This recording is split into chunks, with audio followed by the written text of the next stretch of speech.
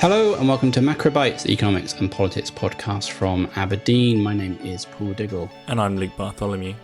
And this week we are talking about French politics, Macron's gamble in calling snap parliamentary elections, France's economic and fiscal situation. We're going to talk about the excessive deficit procedure just opened against France, what the European Central Bank is thinking and could do during a period of market stress, and why and indeed whether markets should be worried by all this. So there's a lot to get into. I'm joined by Lizzie Galbraith, political economist at Aberdeen, Felix Feather, European economist at Aberdeen. Welcome, Lizzie. Welcome, Felix. Good to be back again. Hi, Paul. So I should say before we get going that we're speaking on Tuesday, 25th of June, so about 5 days out from the first round of the election on Sunday the 30th, and there will be a second round runoff for all parliamentary candidates polling above 12.5% in a particular constituency. So in just over a week and a half, we'll know the final makeup of Parliament, but we're going to have a good idea of what's going on before then. So Lizzie, let's start then by talking about the gamble that Macron took in calling these elections, because it was a bit of a surprise calling snap parliamentary elections several years ahead of schedule. They came after European parliamentary elections in which Macron's Renaissance Party underperformed. Marine Le Pen's National Rally did well. What was the political calculation or gamble that Macron was making, and why has it seemingly not paid off? Yeah, so it's snap elections in France are a relatively rare occurrence. It's not the first time this has happened, but it's certainly not as frequent a feature of French politics as it is for, let's say, British politics, for example. They tend to be much rarer. So this is definitely something that we weren't really expecting. No one was particularly prepared for a snap election to be called, particularly as you mentioned, after fairly difficult European parliamentary elections for Macron's party. They came in a relatively distant second to Marine Le Pen's party.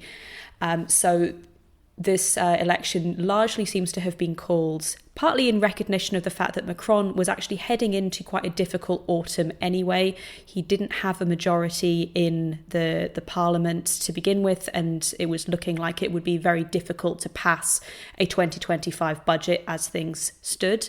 And it's also probable that what he was looking to do was actually take advantage of that fairly poor result and hope to galvanise the voters that didn't support Le Pen into coalescing around, ideally, his own centrist coalition.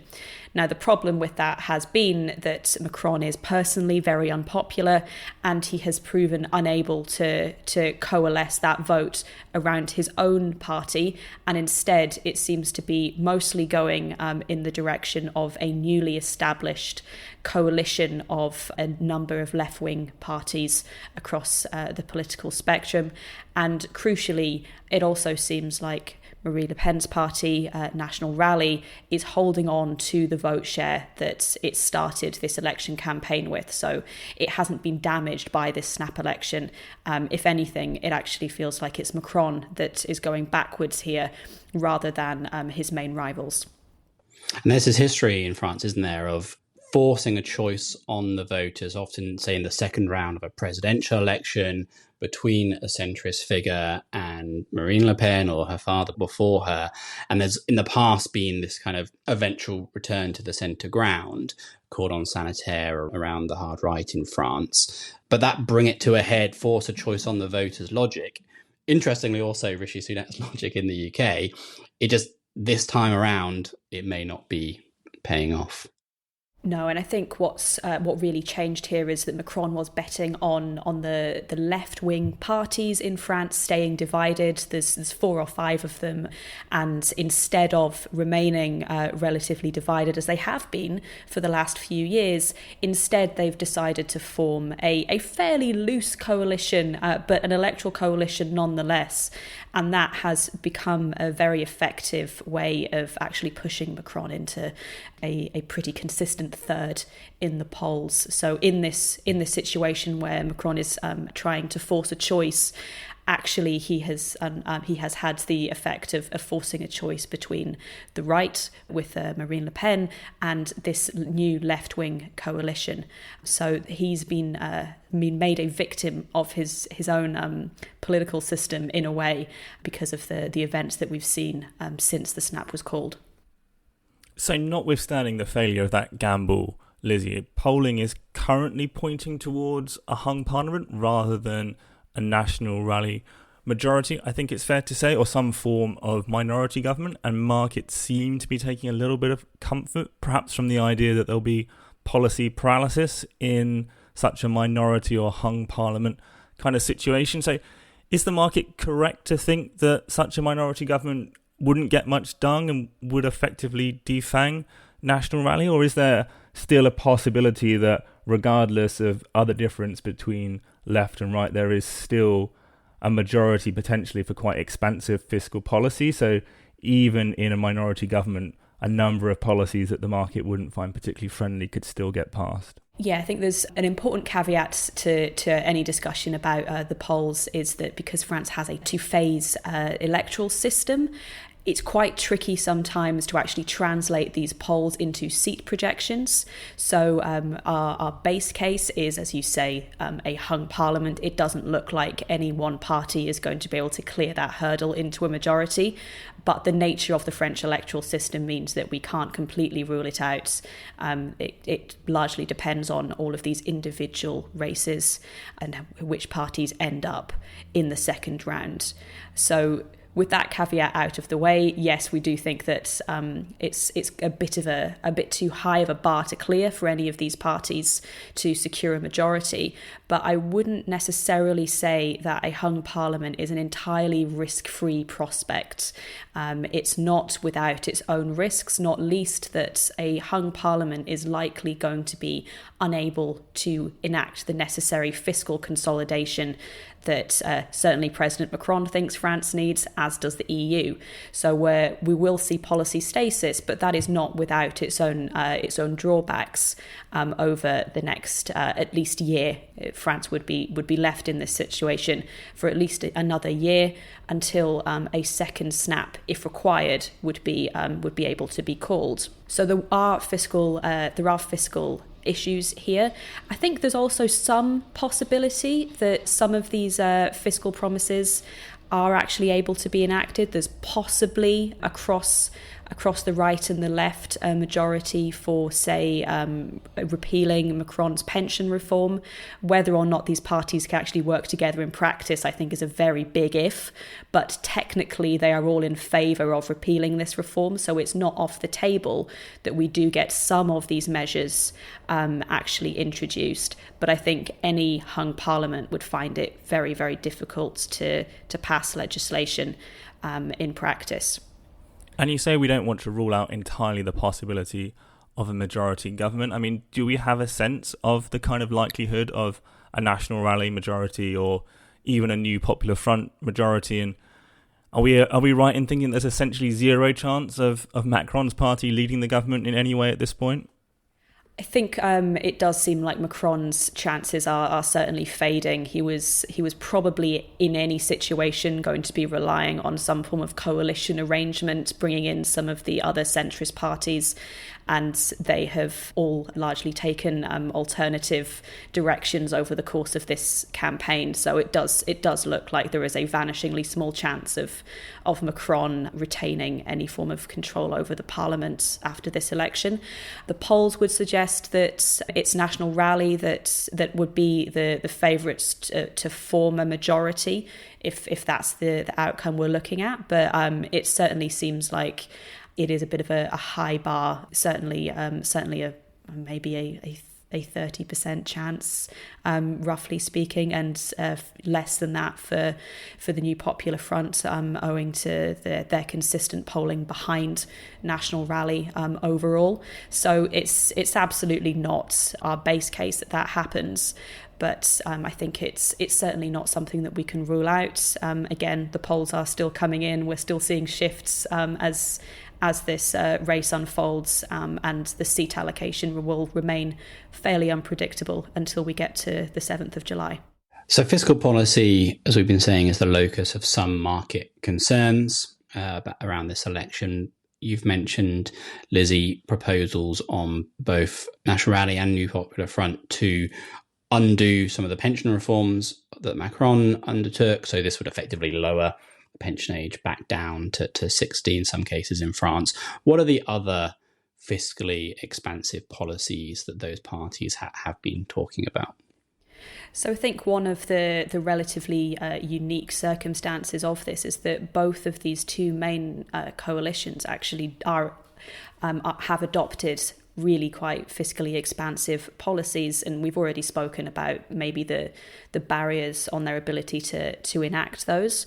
But one other thing that it's worth noting is that National Rally have been moderating their policy platform quite significantly over the course of this race. It's changed quite a lot from the platform that they ran on in the 2022 presidential election, which was much more expansive. What we've seen over the course of this race is them essentially putting a lot of these policy proposals on hold. However, we do still have some pretty chunky spending pledges still there.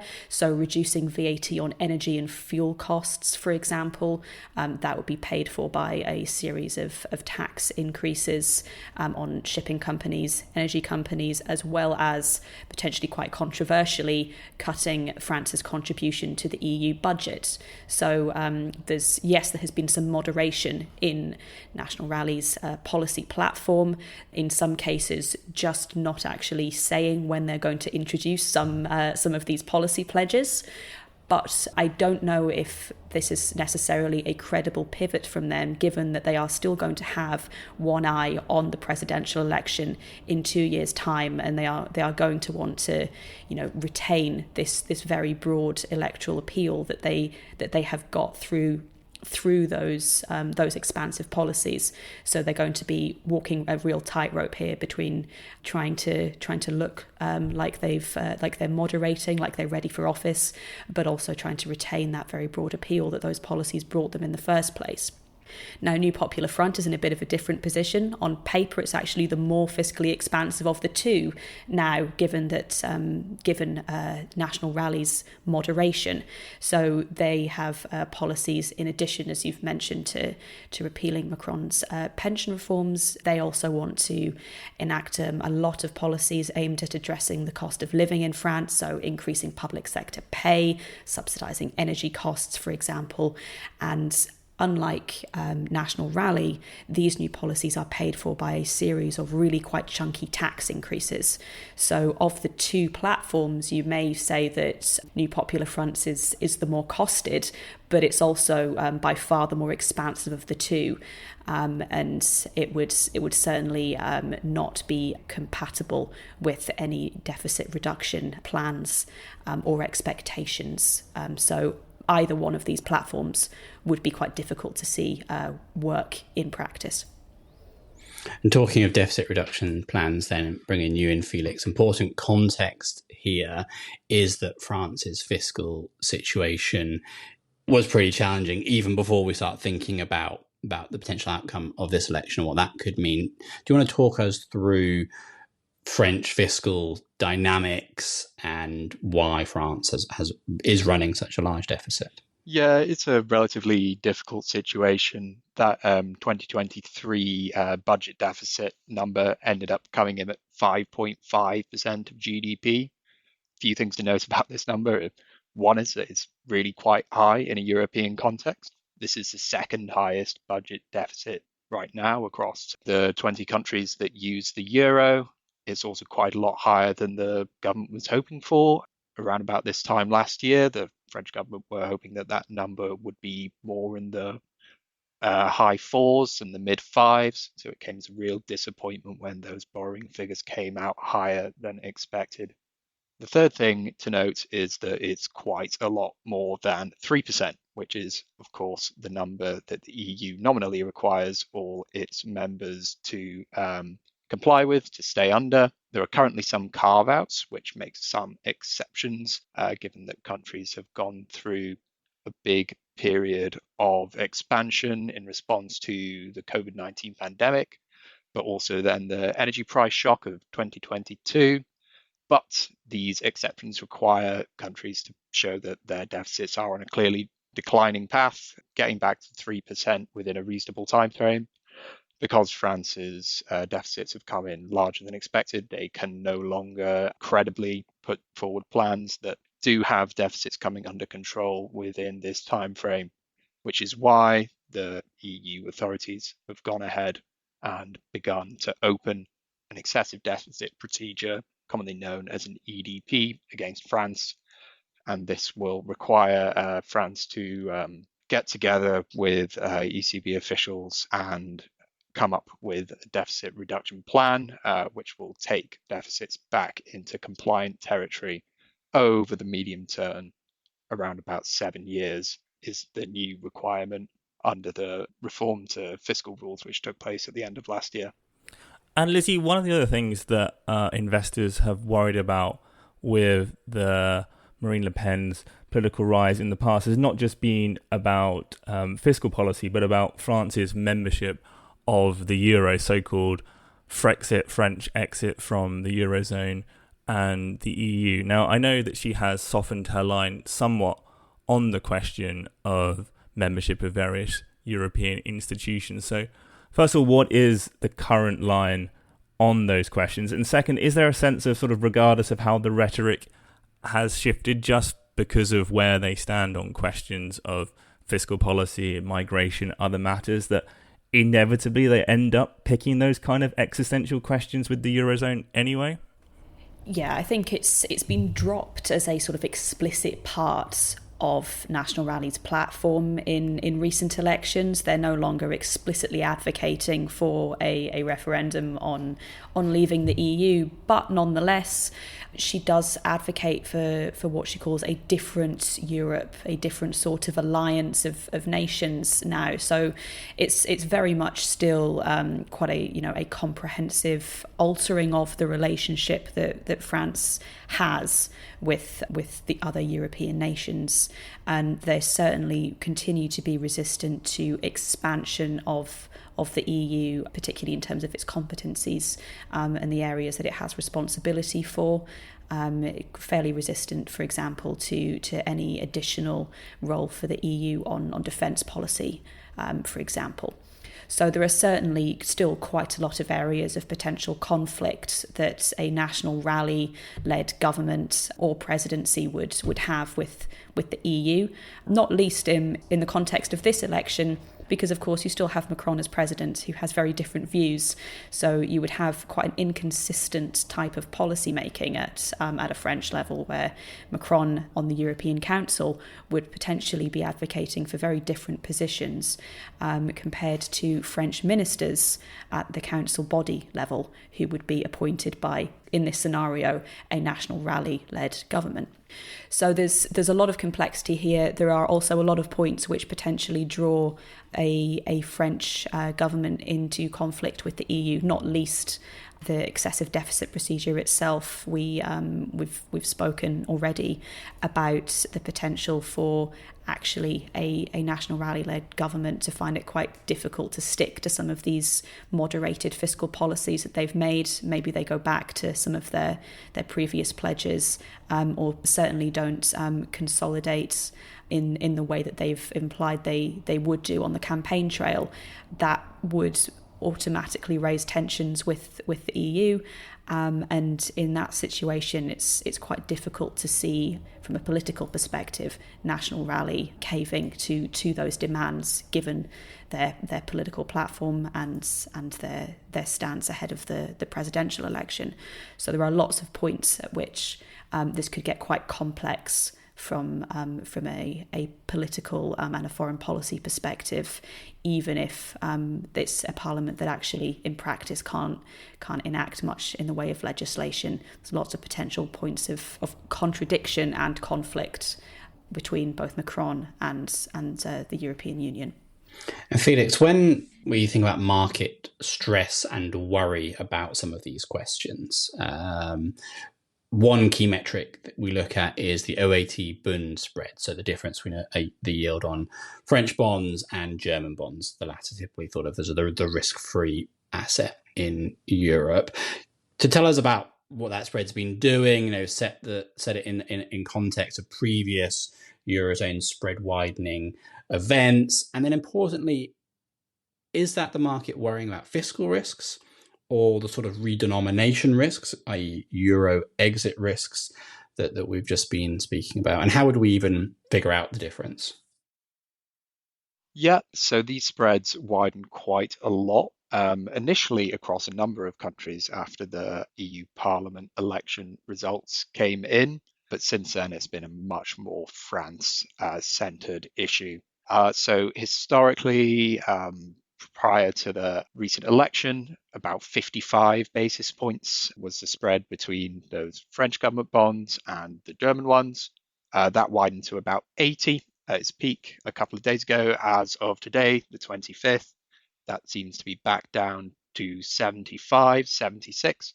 So still a long way above where it was even a few weeks ago, even if it's come off its real low. I think the answer to your question about whether this is about fiscal or redenomination risk, I think it's definitely fiscal. If this was a redenomination issue, you'd expect to see probably more of a move in lockstep across a lot of different peripheral economies. Whenever redenomination risk becomes the key topic of conversation, there's always a concern about contagion between countries. Obviously, if there's a risk of one country exiting the euro and paying back its debt in its own national currency, there's a risk that this phenomenon will spread to other countries as well. What we're seeing right now is a lot more focused just on France, and it seems to be focused around the political risk for sure, but more broadly around that fiscal question. As we've heard, the results of the legislative elections could result in a lot more fiscal expansion. And as the polls have come in, these spreads have widened. That's pretty good evidence to me that it's the fiscal driver that's pushing these spreads wider. I think this serves as a reminder that these things really do matter. And when deficits get wider and wider, it can increase the cost of debt pretty meaningfully, even within the EU, where there's sometimes been support from the ECB for countries where spreads do widen. Yeah, and it's worth saying that we can look at specific market instruments like credit default swap, CDS, to get a bit of a read on redenomination risk. And those have risen a little bit, but they're still pretty contained. And this is more a spread widening as term premia on French government bonds have gone up because the market is anticipating needing to digest more issuance of French debt, which would be the counterpart of a larger fiscal deficit. But I want to then, Felix, talk about the European Central Bank's role in all this, because the ECB has in the past been a very important backstop and support that can step into Eurozone sovereign debt markets in the event of more disorderly price action, real big spread widening, redenomination risk, should that eventually come into the price. Why don't you tell us how the ECB is reading this current situation, and in extremis, the sort of things it does, the sort of toolkit it has to backstop sovereign debt markets in a genuine crisis? So I think recently one of the most important parts of the ECB's toolkit, which it has used in a similar situation to stop spreads widening, not in France, but in Italy, is this transmission protection instrument, it's called, which is designed to make sure that monetary policy is passed through pretty evenly throughout the Eurozone. And the ECB can use this to make interventions through open market operations to make sure that spreads are moving in an orderly manner. What it doesn't do is make sure that spreads are even across all countries. They can move, and they will let markets move those spreads around in response to fundamental economic drivers. But that last point is really important. It's got to be fundamental economic drivers that the market is citing when it is making these repricing movements. At the moment, the ECB seems to be content that these market fluctuations are indeed related to fundamental drivers, and I would tend to concur with that. The fiscal situation, as we've already discussed, seems to warrant a higher spread of OATs over bunds. So the ECB quite happy to take a hands-off approach there and let this little bit of weakness run its course. It's worth noting that certainly that these aren't massive moves on the scale that we've seen the ECB respond to with intervention before. Certainly when you compare the scale of spread widening in France today to the height of the euro crisis or widening in Italian spreads in 2022, it's not on the same order of magnitude.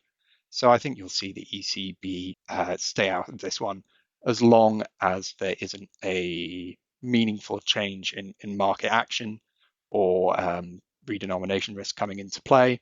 For now, quite content to let those spreads widen just a touch. And then another comparison, Felix, outside of what's happened in Italy that's been made by no less authority than the French finance minister himself, is the so-called Liz Truss moment of 2022, when, of course, the mini budget faced extremely adverse market reaction, which then led to the fall of the government and the collapse of that fiscal plan as well. So how appropriate are those kind of comparisons between, I suppose, France's situation now, or indeed France's situation on the other side of this round of elections, and where the UK was at in 2022? It's similar in a sense that it's the likelihood of fiscal expansion increasing and the market responding accordingly. But where it's very different is that the scale of the sell-off in response to the mini budget is so much bigger than what we've seen in French markets so far. That's not to say that we couldn't in the future get something in France of a mini budget type scale, but it would need some pretty surprising election results, and it would need a change in the political order. I'm not sure we're going to see it in the next few weeks. I don't think a change in control of the legislature is going to be enough to trigger that kind of reaction. As Lizzie's already discussed, there's going to be pretty limited legislative power in the hands of whoever comes out on top of French legislative elections. So I'd stop short of any direct read across for that reason.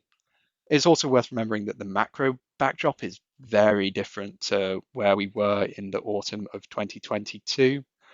This was a time when interest rates were rising, inflation was very, very high indeed, and this proved a particularly unfavorable cocktail for the sort of fiscal expansion that Liz Truss was planning. So I suppose in a really bad scenario, you could end up with that mini budget style market sell-off in France, but we're not there yet.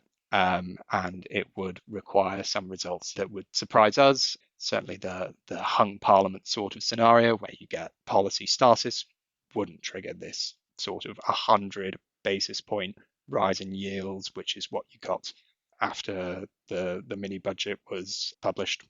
I suppose one difference that might make the UK case slightly more favourable, actually, is that whatever else the Westminster parliamentary system has going for it, it is very easy to get rid of failing government, so that should fiscal policy get a very adverse market reaction, politics can deal with that reasonably quickly and ruthlessly. Perhaps that could be a little bit harder in the French system, where constitutionally there are limits on calling further elections and changes in governments. But notwithstanding that, I suppose even the threat of this kind of Liz Truss moment, you don't need the market to do that, for that to discipline politicians. The very fact that that's a risk out there, that they've seen something similar to that in the last few years, could be enough to stay the hand of some of these fiscal plans for now. Indeed, arguably that was sort of what was on the mind of someone like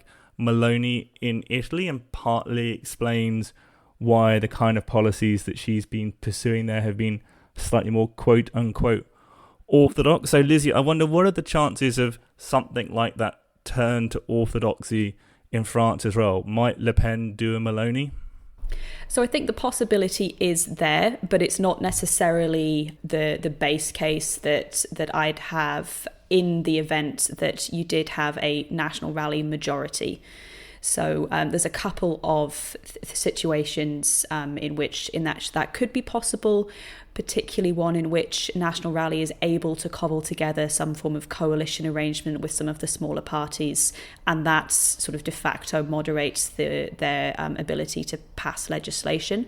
But the big difference, I think, between what the situation that we have in France and Meloni is that Meloni already secured effectively the top job. She had already got to the sort of the peak of influence over Italian policy making, whereas for National Rally, the big prize continues to be the presidency, and that remains so far out of reach. We're not going to have those elections for another 2 years. And the argument against really moderating after these legislative elections, even if in the event that they can actually introduce policy, is that you still have that bigger prize of the presidency up for grabs, and you therefore will want to keep that in mind when making these legislative plans. So I think, given the base that National Rally have, given what we know National Rally voters actually advocate for, want from their politicians, it feels less likely to me that certainly in the next 2 years we see that kind of Meloni-style policy moderation.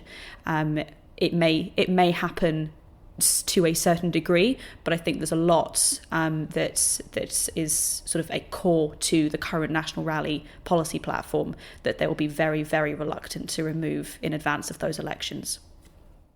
Okay, well, I think that's all we have time for today. There's clearly plenty more room to run on this story going forward. No doubt we'll return to it on future episode of Macrobytes, but for now, let me thank Lizzie and Felix for their contributions. Thank you for listening to Macrobytes. Please do like and subscribe on your podcast platform of choice. But until next time, goodbye and good luck out there.